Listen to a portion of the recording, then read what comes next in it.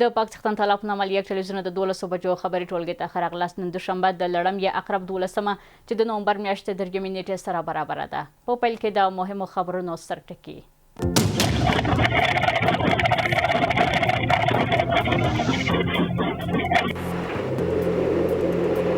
د تنګي تاشقرغان لارې بیرته پرانیستل. د ملي دفاع وزارت ژغورنې ټیمونو د تاشقرغان تنګي لاره بیرته خلاصه کړه. ټپیان روغتونونو ته او زیانمنو سیمو ته بیړنۍ مرستې ورسولې.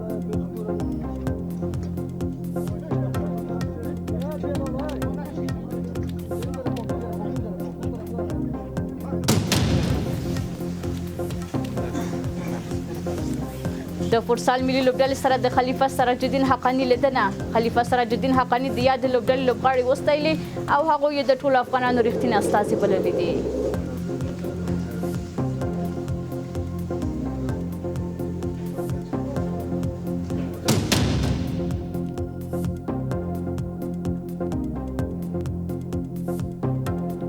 او د افغانستان او ازبکستان د بهرنیو چارو وزیرانو ټلیفوني خبرې.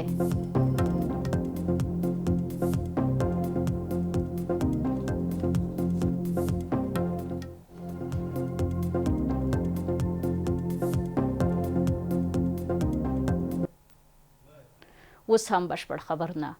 تېره شپه د سمنګان او بلخ ځینې سیمې د ریختر په کچه 4.3 درجې زلزلې ولړزولې چې په خلم ولسوالۍ او شاوخوا سیمو کې د خلکو ژوند له ګواښ سره مخ کړ. د ملي دفاع وزارت ژغورنې او انجینري ټیمونو د تاشقرغان تنګي لاره بیرته خلاصه کړه.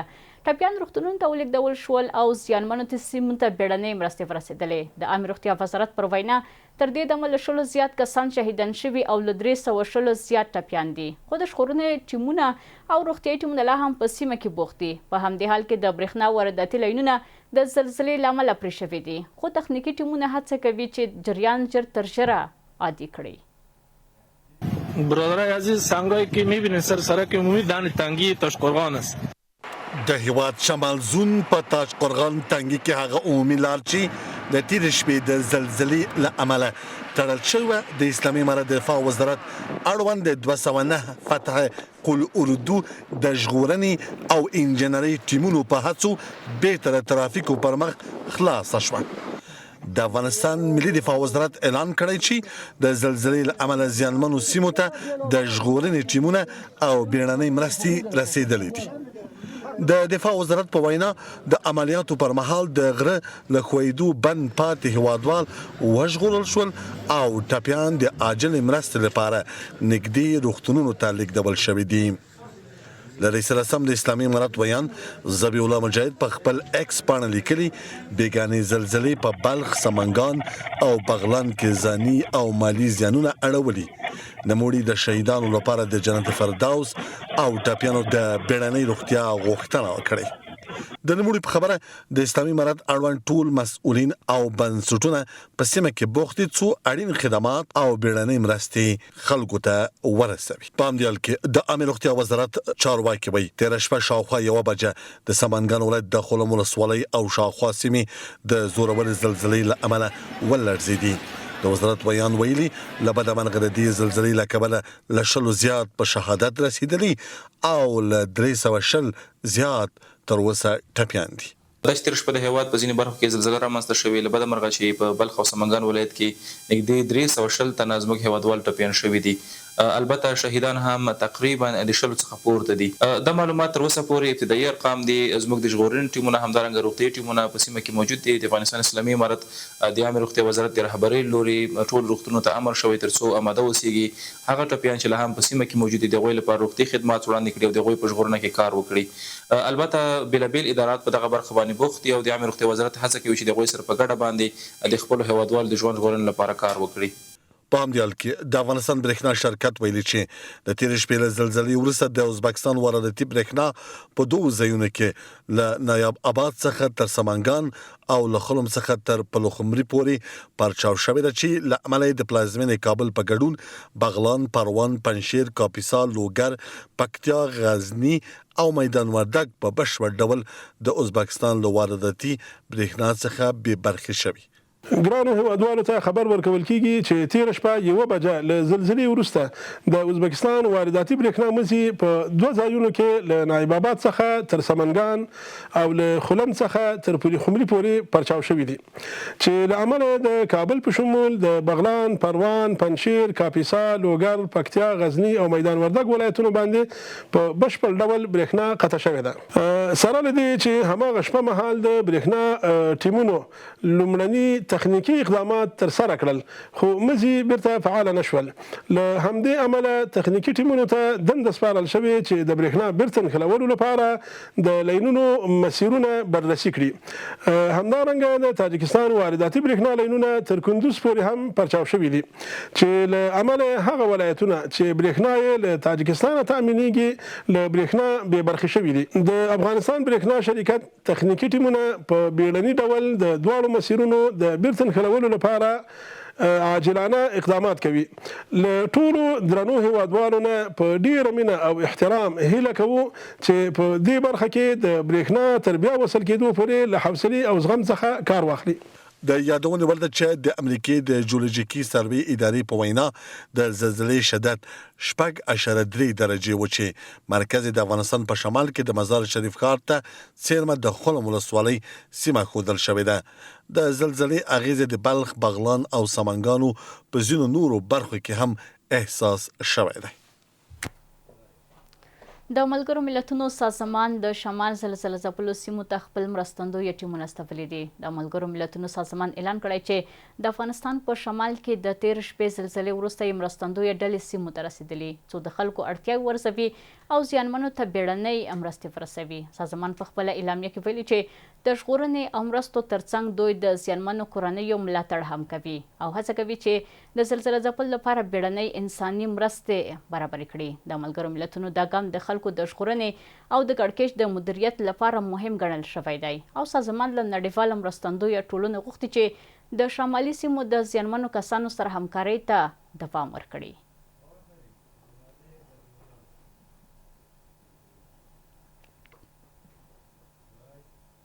د پاکستان پوځي رژیم هڅه کوي چې په افغانستان کې د پرله پسې هوایي بریدونو په ترسره کولو سره د بګرام هوایي اډې ته د امریکا د راستنېدو لپاره لار هواره کړي. د اسلامي امارت ویان ذبیح الله مجاهد زیاته کړې چې په کابل باندې د هغه هیواد بریدونه او پرله پسې ګواښونه د اسلام آباد د قصدي پلان نښه ده چې په افغانستان کې کړکېچ رامنځته کړي.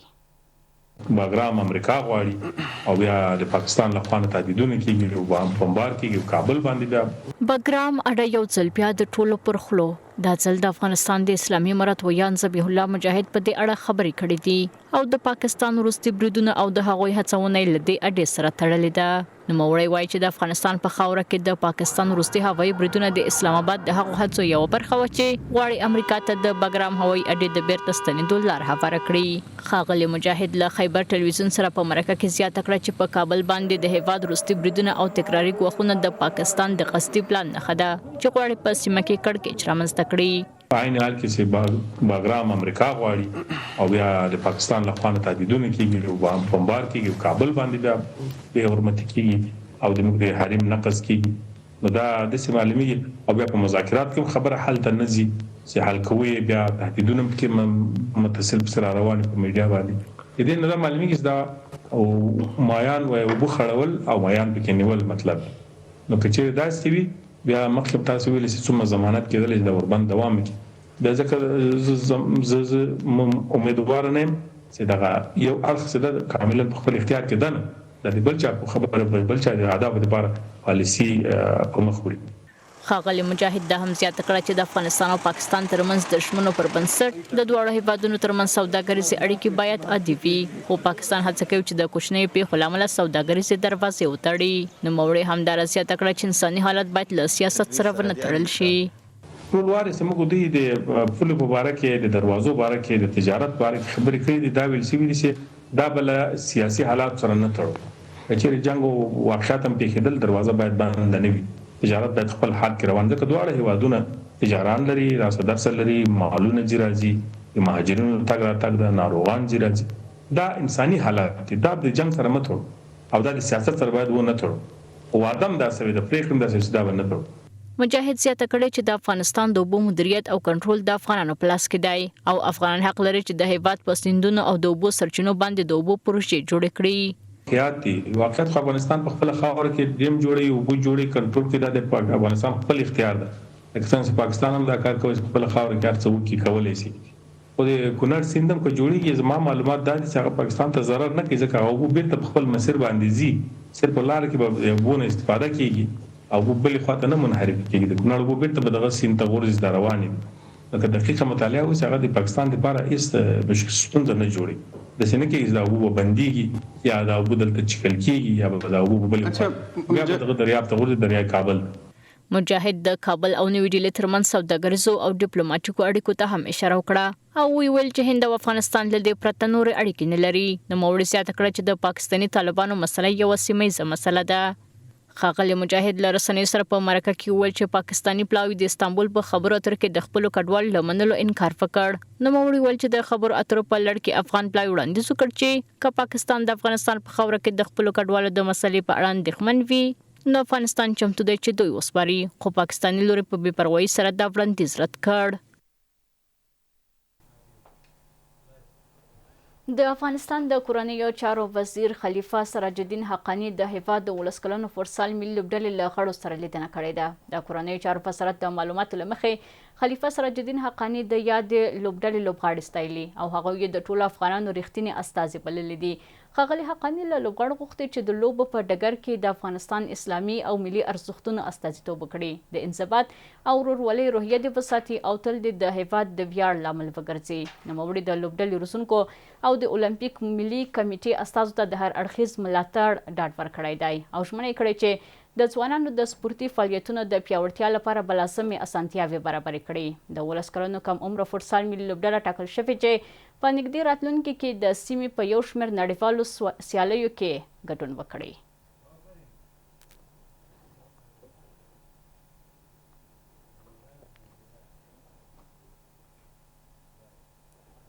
په تیرو 10 ورځو کې له پاکستان، ایران او ترکیې له 14,000 ډېر افغان کډوالې کورنۍ یا په خپله خوښه یا په زوره هیواد ته راستنې شوي دي. د چارواکو پر وینا یوازې په تیره یوه ورځ کې له پاکستان او ایران 490 کډوالې کورنۍ هیواد ته دننه شوي دي.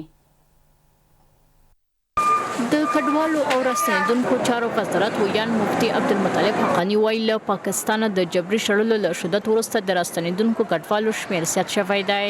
د کډوالو د ستونزو د مدیریت د عالي کمیسیون د شمیرو پر بنسټ یوازې په تیره یوه ورځ کې له پاکستان او ایران 490 کډوالې کورنۍ افغانستان ته دننه شوي دي. د ښاغلي حقانی پر وینا د کډوالو د ښه راغلاست او بیړنۍ پاملرنې لپاره په پولو کې د مرستې ټیمونه ځای پر ځای شوي دي.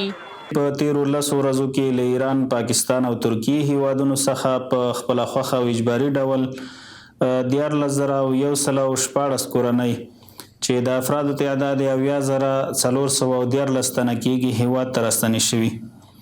د دوی له جملې 12,242 کورنۍ له پاکستان، 840 کورنۍ له ایران او 15 کورنۍ له ترکیې څخه راغلي دي. په ورته وخت کې په کندهار ولایت کې سیمه ییزې سرچینې وایي چې د تختې پل ولسوالۍ په یو لنډمهاله کمپ کې 2 افغان کډوال ماشومان د لوږې او خوړو نشتوالي له امله مړه شوي دي. د پیښې د راستنېدونکو کډوالو د بشري وضعیت په اړه اندېښنې راپورته کړي. له دې سره هم مهاله په اسلام آباد کې د افغانستان سفارت ویلي چې په پاکستان کې د افغانستان سفیر سردار احمد شکیب د تورخم په پوله کې بند پاتې افغان کډوالو سره لیدنه کړې ده او ژمنه یې کړې چې د نغدو پیسو او خوراکي توکو د مرستې ویشلو سربیره به د دوی ستونزې له پاکستاني چارواکو سره شریکې کړي. په داسې حال کې چې په دې وروستیو اونیو کې د کابل او اسلام آباد ترمنځ تاوتریخوالی زیات شوی، د دواړو هیوادونو پلاوي اوس د پولو او کډوالۍ ننګونو د حل لپاره د خبرو اترو په دریم پړاو کې ونډه اخلي. د کډوالۍ د کارپوهانو پر وینا په دې وخت کې پر افغان مهاجرینو زیات شوی فشار ممکن سیاسي او امنیتي اړخونه هم ولري. اخراج صدها هزار مهاجر افغان از کشور پاکستان در واقع مشکلات بسیار گسترده‌ای را برای مهاجرین افغان در این زمان کوتاه با اون فشارهای بی سابقه دولت پاکستان در واقع به دلیل اون تنش‌های سیاسی امنیتی بین کشور افغانستان و پاکستان در واقع زندگی بر اینها شکننده شده است. د یادونې د څو اونیو تړلو وروسته د تورخم لاره تیره ورځ له پاکستانه ایستل شویو کډوالو ته د دواړو خواو ترمنځ د هوکړې پر بنسټ بیا پرانیستل شوه. خو د هیواد په سویلي پوله کې د چمن لاره د 21مې پرله پسې ورځې لپاره د ټولو ترافیکو پر مخ تړلې پاتې ده. د ازبکستان د بهرنیو چارو وزیر بختیار سعیدوف ویلي چې د افغانستان د اسلامي امارت د بهرنیو چارو له وزیر امیر خان متقي سره ټلیفوني خبرې کړې دي. سعیدوف ویلي په دې خبرو کې یې د سیمې د سولې ثبات او ټیکاو د ساتنې په اړه پر ګډو ژمنو ټینګار کړی دی. نوموړي زیاته کړې چې دواړو لورو د دوه اړخیزو اړیکو او سیمه ییزو تحولاتو په اړه هم نظریات تبادله کړي دي. بلخوا د بهرنیو چارو وزیر امیر خان متقي ویلي له ازبکستان سره د دوی مثبت تعامل ښایي چې دواړه هیوادونه د سیمه ییز ثبات، اقتصادي همکارۍ او تفاهم ملاتړي دي. دان ورځپاڼې راپور ورکړی چې د پاکستان امنیتي ادارو د استخباراتي راپورونو پر بنسټ د خیبر پښتونخوا د ټانک ولسوالۍ په لالی خیل سیمه کې د ابودجانه په نوم یو ماین جوړونکی یو ماهر کس وژلی دی. راپور زیاتوي چې د یادو عملیاتو پر مهال له پیښې ځایه ځانمرګی واسکټ، لاسي بمونه او شاوخوا 13 کیلوګرامه چاودیدونکي توکې ترلاسه شوي دي. هممهاله د یکشنبې په ورځ د خیبر پښتونخوا د هنګو ولسوالۍ په دوابه سیمه کې د پاکستاني پولیسو پر یو موټر د ماین چاودنه شوې ده چې 3 افسران پکې ټپیان شوي دي. د راپورونو له مخې په خیبر پښتونخوا او بلوچستان ایالتونو کې ناامني تر بل هر وخت ډیره شوې ده او اسلام آباد ګوته دا بریدونه لنیسي چې افغانستان یې پلانوي.